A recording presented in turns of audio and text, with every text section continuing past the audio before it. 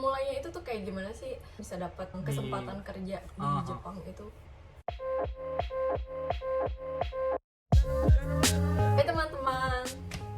Yes. Hai teman-teman. Hari ini aku kedatangan tamu spesial. Hai, Over Oscar. here. Yeah. Mungkin dari perkenalan dulu kali ya. Oke. Perkenalannya bahasa Indonesia juga nggak apa-apa. Iya, iya nggak apa-apa. Nama gue Oscar. Gue di Jepang udah 6 tahun. Gue dari Januari 2015. Gue dari Jepang.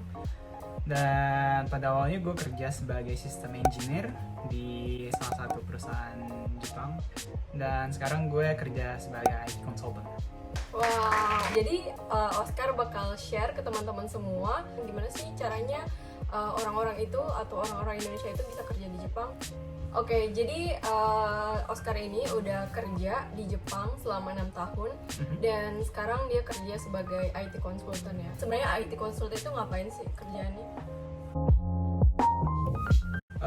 Jadi gue kebanyakan adalah gue ke tempat klien dan di saat mereka punya problem kayak mereka punya pabrik yang mereka pengen bikin jadi smart factory atau mereka pengen punya project digital, mereka pengen analisa data, gue masuk ke situ, gue sebagai IT consultant. Gue akan menawarkan kayak misalnya kalau lo mau bikin smart factory, yang paling gampang itu atau mungkin yang paling bagus itu lo pakai teknologi A, pakai teknologi B. Wow, keren banget ya. Nah, sekarang aku pengen nanya nih, awal mulanya itu tuh kayak gimana sih bisa dapat kesempatan kerja di Jepang itu? Awalnya itu gue dapet informasi dari senior gue di Sastra Jepang. Waktu itu dia bilang ada event nih buat mahasiswa-mahasiswa Asia Tenggara yang mau kerja di Jepang dan ya segala macamnya deh gitu. Terus gue daftar dan terus karena waktu itu tuh ada 2 pilihan, jadi ada yang emang buat engineer, ada yang buat kayak lebih ke akuntansi atau semacamnya gitu. Nah kalau yang buat di engineer ini mereka nggak semuanya perlu bahasa Jepang, cuma waktu itu gue ada tes kemampuan untuk kayak tes IPA lah gitu. Jadi kayak ada tes matematika. Dan karena gue waktu itu adalah emang udah pengennya jadi sistem engineer kalau nggak programmer, ada juga tes buat ngoding. Setelah gue ikut tes kemampuan engineer-nya, yang tes coding, tes IPA segala macam. Terus ada sedikit tes bahasa Jepang tetap. Abis itu kayak ada wawancara dengan event organizer-nya ini, kayak nanya motivasi gue apa untuk kerja di Jepang, kenapa gitu. Dan setelah gue lulus dari tes ini, gue bareng-bareng sama anak dari kampus lain juga, ada 100 orang yang memang diundang ke Tokyo. Nah disitulah kita diwawancara sama banyak perusahaan yang tertarik sama kita. Habis datang ke Tokyo ini, terus gue diwawancara itu ada 3 tahap. Jadi pertama itu emang yang semua perusahaan yang ngelihat CV gue tertarik dengan skill gue, itu semuanya wawancara, itu tahap pertama. Nah di sini ada waktu itu gue pertama kali itu gue diwawancara sama 7 perusahaan. Nah 7 perusahaan ini, dari 7 perusahaan ini yang masih mau tetap ngelanjutin gue ke seleksi berikutnya itu 5. Jadi ini wawancara kedua. Nah ada wawancara kedua ini yang udah benar-benar gue diwawancara biasanya sama director dari divisi yang gue pengen masuk. Jadi kayak gue karena gue pengen masuk divisi IT, gue diwawancara waktu itu sama director dari IT dari 5 perusahaan ini. Dan di sini gue lebih banyak kalau yang pertama itu gue ditanya kayak ya masih yang awal-awal kayak yang lo bakalan kangen rumah nggak, motivasi lo apa buat kerja di Jepang, lo pernah dengar perusahaan kita nggak sih gitu ya, yang benar-benar pertanyaan-pertanyaan wawancara basic. Common question ya. Nah ini wawancara pertama. Nah wawancara kedua ini yang udah benar-benar lebih ke technical kerjaan. Jadi gue ditanya, kalau misalnya gue minta lo untuk bikin ini, lo bisa nggak? Kalau misalnya gue minta lo untuk bikin sistem desain, lo bisa nggak? Dan setelah wawancara yang kedua ini dari 5 perusahaan, tahap terakhir itu gue diwawancara 3 perusahaan. Nah, biasanya perusahaan Jepang itu kalau misalnya udah tahap ketiga itu bukan wawancara sih jatuhnya, lebih kayak ke basa-basi. Jadi mereka di saat lo udah diwawancara ke tahap ketiga ini, actually lo udah dapet kerjaan sebenarnya. Jadi waktu itu gue udah dapet kerjaan dari 3 perusahaan. Gue punya waktu cuma 1 malam buat nentuin gue mau masuk kemana. Wow. Jadinya waktu itu akhirnya gue pilih salah satu, dan disitulah gue dapet kerjaan gue yang pertama.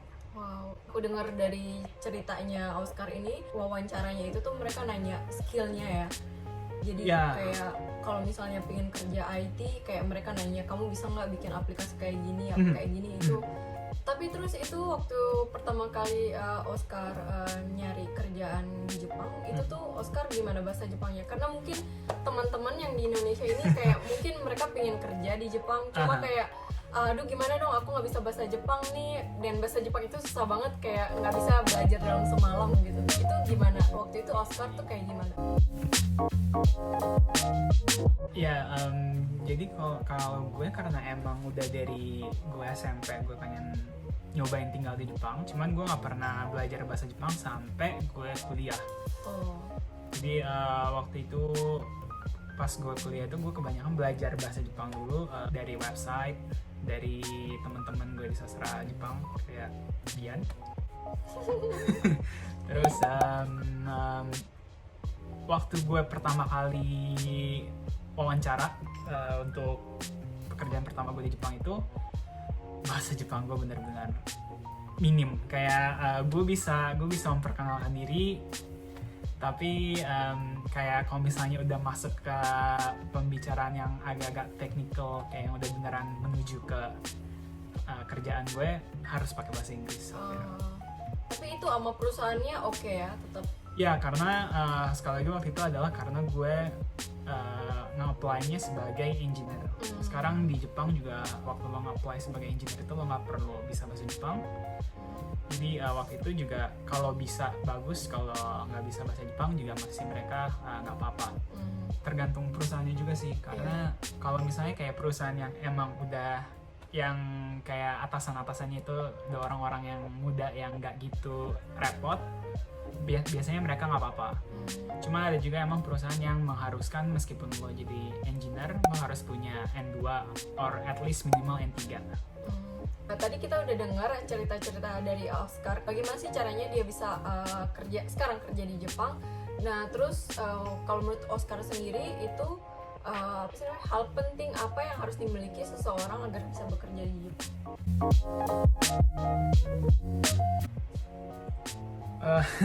Yang paling utama mungkin 3 poin kali ya? 3 poin. Kalau 3 poin, yang pertama mental. Mental, guys. Gue beneran pengen bilang ke teman-teman itu adalah kalau misalnya lo pengen datang ke Jepang gara-gara lo ngeliat anime atau ngeliat manga, nggak semuanya seindah itu. Bener, mungkin kehidupan private lo akan fun karena di sini banyak hal yang lo mungkin gak nemu di Indonesia, atau mungkin ada beberapa hal yang di Indonesia lo nggak bisa sebebas itu melakukannya, tapi di Jepang lo bisa dengan bebas, kayak bir mungkin. Cuman di saat lo ngomong ke kerjaan itu nggak seindah itu juga.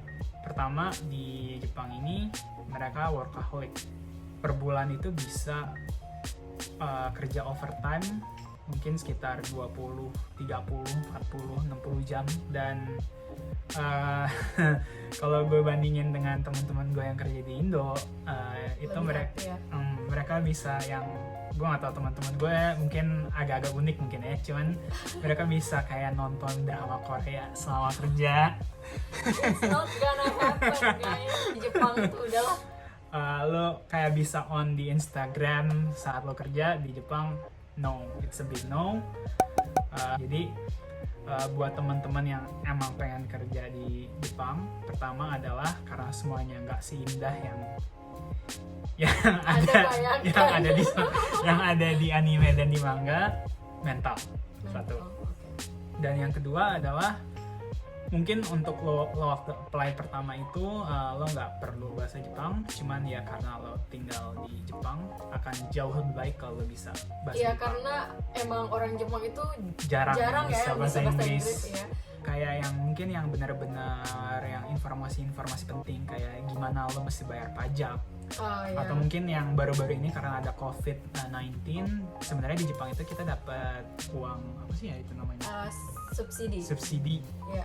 Orang-orang asing juga dapat karena kita kerja di sini, cuman waktu untuk nge-apply itu nggak ada panduan pakai bahasa Inggris, jadi gue benar-benar yang karena gue mungkin bisa ngomong tapi gue nggak bisa baca kanji. Kanji itu susah loh guys. Dan itu benar-benar susah. Jadi meskipun di kerjaan lo nggak perlu pakai bahasa Jepang, cuman kalau lo emang pengen kerja di Jepang, bisa bahasa Jepang itu sangat akan lebih baik. Buat gue sih 2 poin itu kali ya. Sama satu adalah jangan lupa kalau itu orang asing. Maksud gue bukan di dalam makna yang jelek ya. Karena perusahaan Jepang itu nge-hire kita orang-orang asing itu adalah karena memang jalan pikiran kita dengan jalan pikiran orang Jepang itu beda. Ini adalah sesuatu yang gue rasain sendiri setelah gue kerja di Jepang. Jadi memang jalan pikiran kita itu beda dan itulah yang mereka pengen dari kita.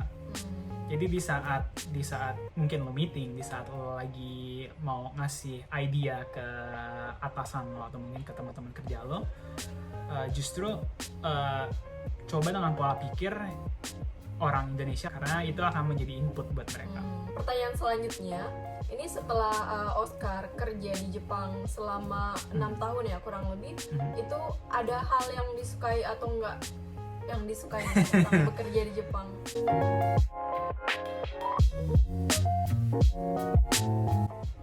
Gue mulai dari yang minus dulu. Yang gue nggak suka adalah overtime. Mungkin karena gue adalah orang yang sebenarnya lebih mementingkan kehidupan private gue daripada kerjaan. Sebenarnya agak-agak menderita juga sih kalau misalnya gue tiap bulan harus overtime 40 jam. Jadi gue banyak kesempatan, gue kayak banyak kehilangan kesempatan buat kayak nelpon keluarga gue di rumah. Kayak gue nggak bisa ngomong sama keponakan gue.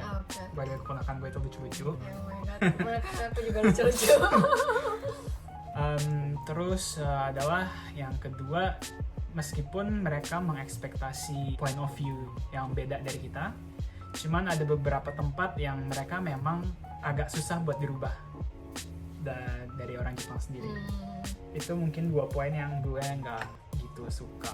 Jadi itu ada saatnya dimana orang Jepang itu terlalu tradisional dan itu kayak susah ya buat dirubah. Agak susah. Dan untuk yang hal yang gue suka adalah di perusahaan Jepang atau mungkin di Jepang ini, karena mereka berdasarkan hukum ini mereka nggak boleh sih nggak bisa mecat karyawan semudah itu. Jadi kecuali lo bikin kesalahan yang fatal banget, lo nggak akan dipecat dari perusahaan Jepang. Itu satu. Yang kedua adalah karena mereka itu percaya dengan learn by doing. Jadi kayak kalau misalnya lo mau pindah dari IT, lo mau pindah ke HR, itu di perusahaan Jepang itu jauh lebih gampang karena lo akan diajarin dari awal lagi sama mereka. Mungkin itu yang 2 poin yang gue suka. Iya, aku juga setuju dengan poin yang kedua dari Oscar. Gimana ya kalau Jepang, kalau ada yaruki ya, apa ya yaruki bahasa Indonesia? Ada kemauan ya. Kalau misalnya ada kemauan, mereka bisa ngajarin.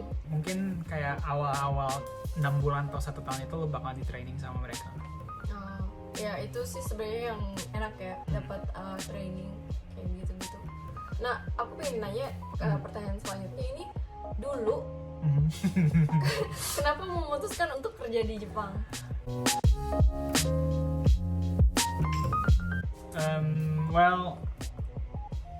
Untuk jawaban yang serius adalah karena gue suka teknologi. Dan gue dari dulu itu gue pengen cobain tinggal di luar negeri, bukan di Indonesia. Dan tapi gue nggak mau terlalu jauh dari region Asia, jadi gue mikir adalah waktu itu untuk teknologi di Asia itu antara China atau Korea Selatan atau Jepang. Dan karena gue juga mungkin sama dengan sebagian teman-teman di sini ibu, jadi gue milih Jepang. Untuk jawab untuk unofficial answer-nya adalah karena ceweknya lucu-lucu. Ini pertanyaan yang terakhir dari aku. Mungkin ada pesan-pesan buat teman-teman di Indonesia yang pengen memulai karir di Jepang. Mungkin akan gue ulang. Yang pertama itu adalah meskipun awalnya mungkin di kerjaan lo nggak perlu bahasa Jepang, cuman akan sangat jadi plus point kalau bisa bahasa Jepang, itu satu.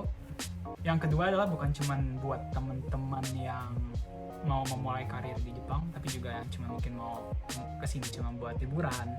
Itu adalah please sebelum lo kemari itu belajar tata krama dan norma orang Jepang, karena mungkin dibandingkan dengan negara lain pun Jepang itu adalah negara dengan peraturan tidak tertulis yang terbanyak. Mannernya banyak.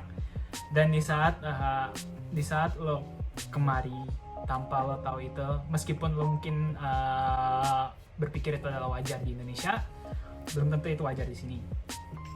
Dan di saat lo berbuat something yang buat mereka itu adalah tidak wajar, biasanya itu imbasnya bisa ke semua foreigner yang ada di sini gitu. Jadi pesan gue yang kedua ini bukan cuma buat teman-teman yang mau berkarir di Jepang ataupun yang mau berkunjung ke Jepang, tapi please kalau misalnya lo mau berkunjung ke negara orang lain, tidak ada salahnya kalau misalnya lo belajar tata krama dan normanya duluan. That's important, guys. Terus anything else? Jangan menyerah. Well, gue sendiri sih sebelum dapat kerjaan di sini itu gue sempet gagal wawancara untuk kerja di Jepang itu 3 atau 4 kali. Guys, it makes sense. Jadi, apa yang bagus itu nggak akan datang dengan gampang. Jadi kalau emang lo pasti mau nyobain karir dan lo mau nyobain untuk hidup di Jepang, meskipun lo gagal berapa kali pun nggak ada salahnya lo coba lagi. Ya, it's worth it to try kalau menurut kita ya. Oke, guys, sekian cerita-cerita pengalaman mencari kerja di Jepang dengan Oscar hari ini. Terima kasih buat teman-teman yang udah nonton. Jangan lupa like, comment, subscribe. Jangan lupa share juga. Oke, makasih teman-teman. Makasih banget Oscar untuk waktunya. Sama-sama. Sukses selalu.